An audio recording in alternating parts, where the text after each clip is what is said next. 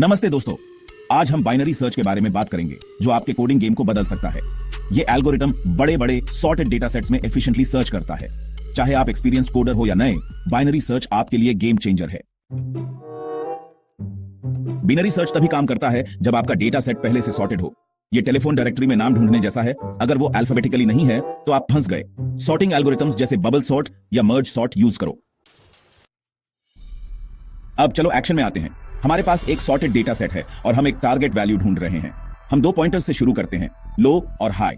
लो pointer पहले element पे और हाई पॉइंटर आखिरी एलिमेंट पे सेट होता है। अब हम अपने सर्च स्पेस को आधा कर देंगे। हम फॉर्मूला यूज करते हैं, मिड इक्वल साइन लो प्लस हाई लो 2। ये मिड पॉइंट हमें हमारे सॉर्टेड अरे में बीच वाले एलिमेंट की तरफ पॉइंट करता है। अब हम इस मिड पॉइंट पे वैल्यू को अपने टारगेट वैल्यू से कंपेयर करते हैं। तीन पॉसिबिलिटीज हैं। सबसे पहले हम मिड पॉइंट वैल्यू को ध्यान से देखते हैं और उसे टारगेट वैल्यू के साथ कंपेयर करते हैं। यह कंपैरिजन हमें यह समझने में मदद करता है कि हम सही दिशा में जा रहे हैं या नहीं। पहला, अगर मिड पॉइंट पे वैल्यू हमारे टारगेट वैल्यू से मैच करती है, बूम, हमने अपना टारगेट ढूंढ लिया।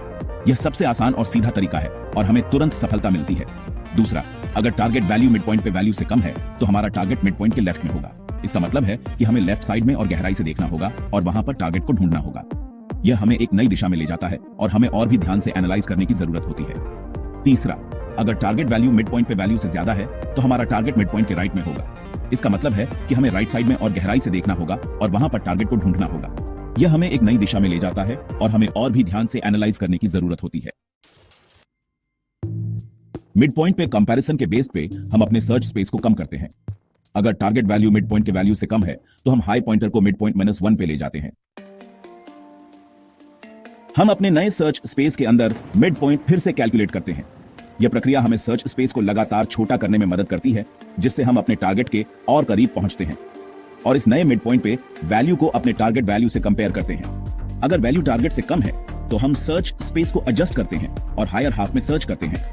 अगर वैल्यू टारगेट से ज्यादा है तो हम लोअर हाफ में सर्च करते हैं। यह प्रोसेस तब तक चलता रहता है जब तक हम दो पॉसिबल रिजल्ट्स में से एक पे नहीं पहुंच जाते। या तो हमें टारगेट वैल्यू मिल जाती है या सर्च स्पेस नल हो जाता है। पहला पॉसिबल रिजल्ट यह है कि हम अपने टारगेट वैल्यू पे पहुंच जाते हैं। दूसरा पॉसिबल रिजल्ट यह है कि हमारा लो पॉइंटर हमारे हाई पॉइंटर से ज्यादा हो जाता है, जो बताता है कि टारगेट वैल्यू ओरिजिनल अरे में नहीं है। बाइनरी सर्च की लॉगरिथमिक टाइम कॉम्प्लेक्सिटी होती है, जिसे O log n से दिखाते हैं। इसका मतलब है कि चाहे हमारा डेटा सेट कितना भी बड़ा हो, सर्च के लिए नीडेड स्टेप्स की संख्या धीरे धीरे बढ़ती है। और ये लीजिए, बाइनरी सर्च एल्गोरिथम सिंपल शब्दों में समझाया। हमने इस वीडियो में देखा कि कैसे बाइनरी सर्च एल्गोरिथम काम करता है और इसे step by step break down किया। ये एक पावरफुल टेक्निक है जिससे आप अपने कोडिंग गेम को इंप्रूव कर सकते हैं। बाइनरी सर्च का उपयोग करके आप अपने एल्गोरिथम्स को और भी एफिशिएंट बना सकते हैं और अपने सॉर्टेड डेटा सेट्स में वैल्यूज को क्विकली सर्च कर सकते हैं। ये टेक्निक न केवल समय बचाती है बल्कि आपके कोड को भी ऑप्टिमाइज करती है। अगर आपको ये वीडियो हेल्पफुल लगा तो इसे लाइक करो ताकि हमें पता चले कि आपको हमारे ट्यूटोरियल्स पसंद आ रहे हैं। इसे अपने फेलो कोडर्स के साथ शेयर करो ताकि वे भी इस पावरफुल टेक्निक को सीख सकें और अपने कोडिंग स्किल्स को एनहांस कर सकें। और कोडिंग ट्यूटोरियल्स के लिए सब्सक्राइब करना मत भूलना। हमारे चैनल को सब्सक्राइब करने से आपको लेटेस्ट अपडेट्स और नए ट्यूटोरियल्स मिलते रहेंगे।